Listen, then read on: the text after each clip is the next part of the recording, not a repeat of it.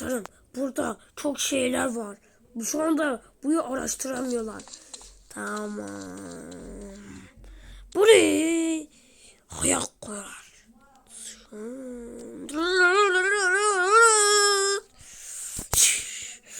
Burayı hayat çıkar.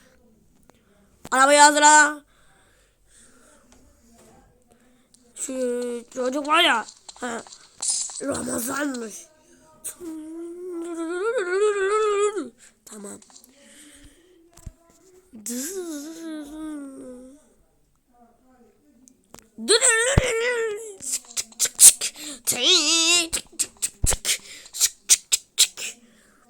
Bu Ramazan var ya.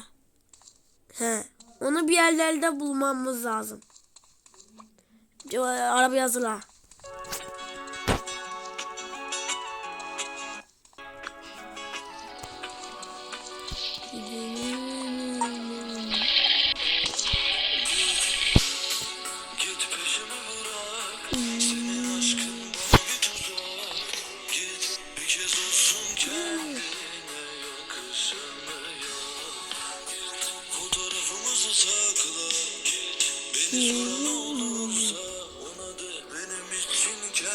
Şurada da.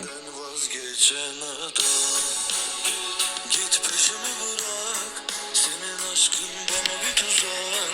Git bir kez olsun kendine yakışanmıyor. Fotoğrafımızı sakla, beni soran olursa ona de benim için kendinden vazgeçen adam. O kadar insan varken lan bana ne diye geldin de karıştırdın.